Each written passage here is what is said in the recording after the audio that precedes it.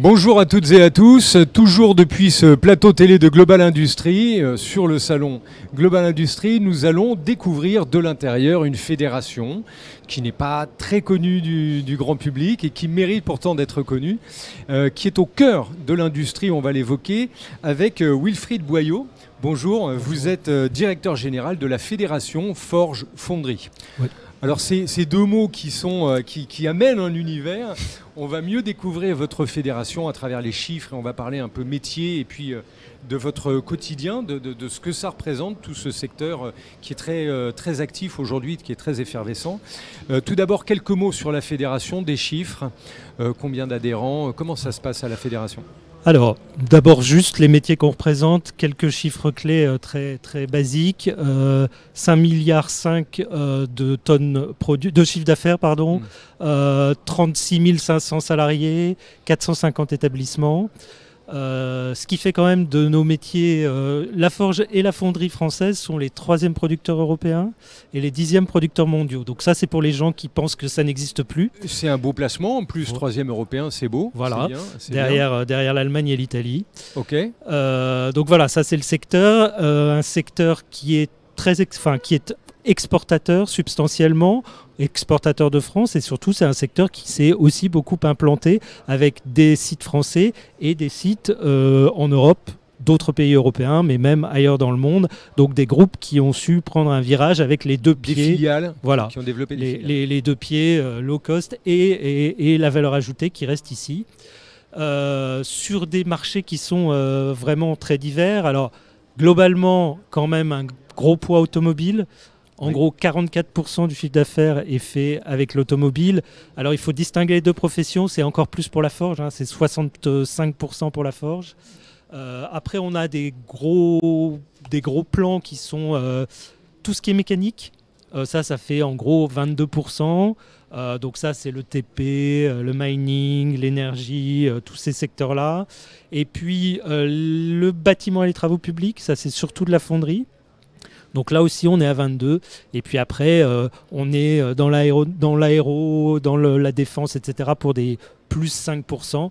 Puis il y a des choses qui sont beaucoup plus anecdotiques, mais qui sont belles. La fonderie d'art, par exemple, oui, il y en a plein en France. Absolument, absolument. Et c'est un vrai besoin. On le voit là dans ce panorama. Vous êtes dans tous les secteurs. Absolument. On vous retrouve dans tous les secteurs. Et c'est un positionnement crucial. Vous êtes presque au début de la...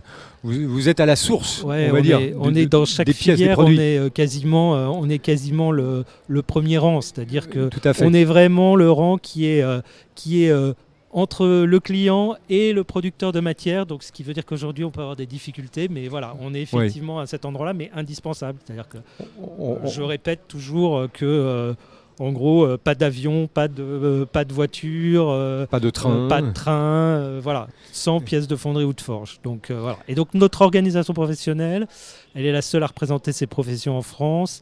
On a 150 adhérents.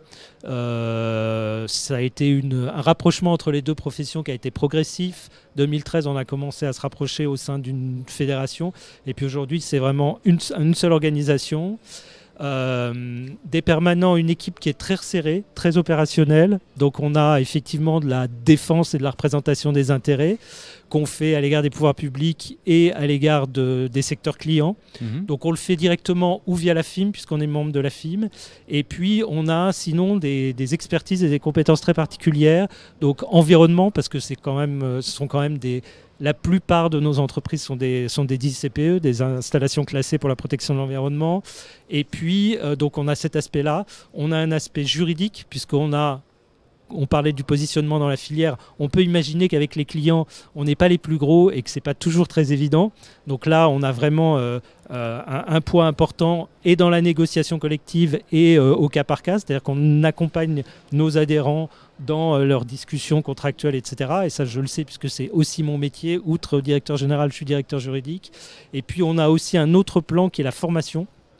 Donc là, on a une ressource dédiée et on travaille depuis très longtemps pour maintenir et bien nourrir toute cette filière formation en formation initiale avec le réseau des lycées, etc. On a une école d'ingénieurs qu'on a créée aux alentours de 1930 et qui existe toujours et qui forme 30 ingénieurs par an. Pas assez pour le marché, pour mais le marché, voilà, bien sûr. c'est très important. Et puis on pilote aussi de la formation permanente où on essaye de faire à la fois du catalogue et des offres adaptées soit à une entreprise, soit à un ensemble d'entreprises dans une région. Donc voilà, ça c'est nos cœurs d'expertise. Et puis on est très présent auprès des adhérents. On a un responsable de ça au national et on a un responsable sur les territoires qui va dans les entreprises tous les jours. Et donc c'était très pertinent il y a maintenant, vous avez dit c'était en 2013, donc il y a 7 ans, de rassembler les deux secteurs, c'était très pertinent. Maintenant vous voyez que c'était... Aujourd'hui il n'y a plus de discussion. Ça s'est fait de façon naturelle et c'était gagnant. On a fait un mariage très raisonnable, petit à petit, et aujourd'hui, quand on a tout regroupé en 2019, c'était la correspondance était naturelle. Oui, parce qu'on n'est pas... Les pièces ne servent pas les mêmes besoins, ou alors très à la marge. Sinon, il y a vraiment des marchés qui sont propres à chacun. Et en revanche, on a les mêmes problématiques. Donc, c'était normal de se rassembler pour avoir les mêmes moyens. Très complémentaire. Alors, on évoque l'attractivité de l'industrie tout au long de ce salon Global Industrie. C'est une clé pour demain revivre mieux l'industrie. Pour les jeunes qui nous regardent et pour les gens qui nous regardent, la Forge-Fonderie, on a tout d'un coup une image très spectaculaire avec des grands bassins en fusion avec le métal qui brûle. Est-ce que c'est ça le quotidien ou est-ce que vous avez aussi de la pièce très fine? Alors bon, ces images, elles peuvent être des images de fonderie, mais elles sont généralement des images de sidérurgie, ce qui n'est pas du tout la même chose déjà. Donc, oui, donc la fonderie, c'est effectivement du métal en fusion, plus que dans la forge, puisque de la forge, c'est plutôt on tape sur du métal pour le mettre en forme, alors que la fonderie, parce que c'est un petit cours de base, mais je le refais, la fonderie, c'est on fait fondre du métal et on le met dans un moule qui a une forme particulière pour faire une pièce fonctionnelle. Donc effectivement, il y a toujours du métal en fusion, mais effectivement, la fonderie, c'est aussi de la cire perdue, c'est du médical, donc c'est des sites où c'est pas des salles blanches, mais quasiment. Donc effectivement, il y a encore des fonderies de métaux ferreux, et c'est pas pour autant qu'elles ne respectent pas les règles d'hygiène et de sécurité. On voit un peu plus le métal en fusion, mais oui, aujourd'hui, ce sont des métiers d'avenir. Aujourd'hui, on a un groupe français, on a des usines françaises qui maintenant appartiennent à un groupe qui est le premier groupe mondial pour faire quoi? Des pièces de voirie. Et oui, effectivement, ces usines sont des usines extrêmement modernes, etc. Donc oui, il faut absolument, et ça fait partie de nos missions, montrer effectivement aux jeunes et au grand public que ça existe toujours et que non, alors on va reprendre l'expression traditionnelle, non, ça n'est plus Zola. Oui, tout à fait. Et on va le voir, donc c'est une profession qui à la fois qui allie le traditionnel et comme vous l'évoquez, qui se remet au goût du jour. Il y a des avancées technologiques fortes. Quand on évoque tout ce qui est technologie justement moule, maintenant il y a beaucoup de nouvelles possibilités, même dans la fabrication des moules. Absolument. Donc tout ça... c'est-à-dire que la fabrication additive, c'est pas un concurrent, c'est quelque chose qu'on intègre au bon endroit dans nos process. Pour du prototype, pour des pièces de toute petite série, voire uniques, pour tout ce qui est les modèles, les moules, etc. Donc oui, sont des métiers qui ont cette image que vous rappeliez, mais qui sont complètement dans le mouvement et qui intègrent aujourd'hui toutes les innovations et qui, en plus, aujourd'hui, parce que c'est la condition de leur survie, intègrent de plus en plus de valeur ajoutée. C'est-à-dire que on n'est plus justement juste le fondeur ou le forgeron qui fait une pièce, alors par exemple brute de fonderie, l'expression elle vient de là. Ça veut dire quoi? Ça veut dire que je fais une pièce, mais que dans cette pièce, il va falloir faire notamment des trous. Donc je vais la vendre à un usineur qui lui va la vendre avec de la valeur ajoutée. Ce système-là, il est de moins en moins vrai. C'est-à-dire que pour aujourd'hui continuer à exister et être des champions, les forges et les fonderies, elles intègrent de la valeur. Donc elles intègrent en aval ce type de valeur, que ce soit de l'usinage, du traitement thermique, de l'assemblage, mais de la mise en container, des choses comme ça, parce que ce sont des choses que les clients ne savent plus faire. Donc c'est aussi des services qu'on leur vend. Et puis en amont, Alors effectivement, il faut pouvoir le faire, mais il y a toute la R&D. C'est-à-dire qu'on n'est plus simplement des sous-traitants, c'est-à-dire des gens qui vont prendre un plan du client et faire exactement ce qu'on leur demande. Aujourd'hui, évidemment, le client, il dit « moi, je veux une pièce qui remplisse cette fonction ». Alors, avec votre méthode de forge ou de fonderie, faites-moi un truc qui va remplir la fonction. Et là, on n'est plus dans le sous-traitant qui applique bêtement un plan. Et c'est aussi comme ça qu'économiquement ça fonctionne, parce qu'on vend ça. Alors il faut des clients qui l'achètent, mais ça c'est autre... Mais il y a des clients qui l'achètent parce que vous le rappeliez tout à l'heure, 3e producteur européen, c'est une belle performance. Voilà. Et comme on évoquait aussi en préparant l'interview tout à l'heure, c'est vrai que dans les médias on relaye souvent les clashs. Il y a toujours ce côté un peu médiatique aujourd'hui de l'émotion. On va relayer ce qui ne marche pas alors que on communique assez peu sur le fait que la forge-fonderie en France, on est 3e européen et 10e mondial, ce qui est pas mal, ce qui est bien. On a expliqué au public pendant un semestre que la fonderie française était morte. Alors, c'était pas toute la fonderie française, c'était quelques fonderies automobiles, et encore une fois, c'était quelques fonderies automobiles. C'est-à-dire qu'il y a des fonderies automobiles qui, certes, sont dans ce marché extrêmement exigeant, etc. Donc, c'est pas facile tous les jours. Mais oui, évidemment, il y a aussi des fonderies automobiles qui préparent l'avenir, qui pensent à de nouvelles pièces, qui sont effectivement dans des démarches parfois rugueuses, mais aussi de collaboration avec les clients pour déterminer quelle est précisément la valeur ajoutée qui leur manque. Qu'en est-il de la compétitivité ? Parce que oui, effectivement, on prend les chiffres. C'est simple, je rappelle, le coût main-d'œuvre France, c'est 13 fois plus que le Maroc, c'est 8 fois plus que la Turquie et c'est 3 fois plus que le Portugal.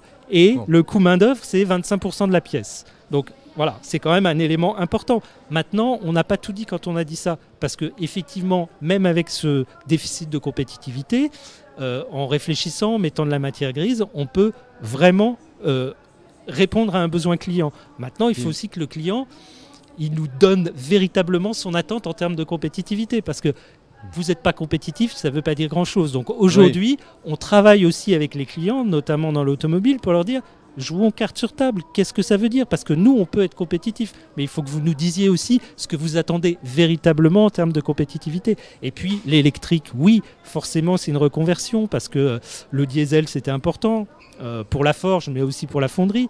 Oui, l'électrique, ça veut dire qu'il faut être plus léger, donc clairement, les métaux ferreux, on va avoir un problème. En revanche, on sait que dans les métaux non ferreux, et notamment l'aluminium, a priori, on va gagner 1,5% jusqu'en 2030. Donc oui, il y a de l'avenir, et oui, les fonderies françaises, automobiles en l'occurrence, elles sont vraiment dans ce challenge-là. Et alors, pour ce qui est des autres, aujourd'hui, voilà, je suis sur le salon, donc c'est un bon moment pour voir les gens et pour voir mes adhérents. Et tout le monde, sans exception, me dit, ça explose, les carnets de commandes explosent.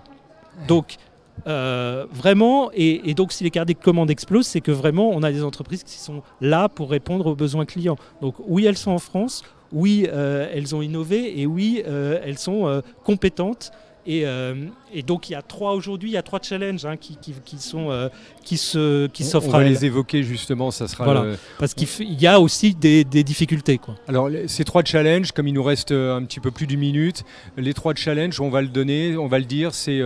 Alors c'est dans l'automobile, les semi-conducteurs, oui. Puisqu'il n'y en a pas dans les pièces de fonderie, ça je vous rassure, ni de forge, mais sauf que quand on ne produit pas de véhicule parce qu'il n'y a plus de produits électroniques, et on ne commande pas les autres pièces pour aller dans le véhicule. Donc ça, dans l'automobile, c'est vraiment moins 20, moins 30. Voilà. Le deuxième truc, c'est le prix des matières. Oui. Parce que c'est vraiment de la métallurgie. Toutes les matières ont augmenté. Et comme on le disait tout à l'heure, on est quand même coincé entre le vendeur de matière et le client. Donc là, il y a un enjeu. Il faut quand même que tout le monde soit raisonnable. Donc c'est une vraie difficulté. Mais il y a aussi la question des pénuries éventuellement. Donc ça, c'est vraiment... Et puis le dernier truc, c'est la main-d'œuvre. Parce que oui, on a des commandes. Oui, on a l'outil. Mais... il faut encore trouver les collaborateurs pour venir produire avec nous. Exactement, donc là on a bien retenu, c'est un secteur qui fonctionne bien, qui est au cœur de l'industrie, qui embauche, il y a de l'emploi, il y a des besoins de main d'œuvre en région en plus, on est très, absolument, très bien implanté en France. C'est une industrie qui est vraiment sur tout le territoire, alors qui aime bien l'Est quand même, mais qui aime bien l'Est. Donc on vous retrouve sur le salon Absolument, avec la FIM, non? Non, il y a un village Forge-Fonderie française. Forge-Fonderie, très bien. On vous retrouve sur le salon. Merci beaucoup Je vous en prie. pour cette présentation et Global Industrie continue.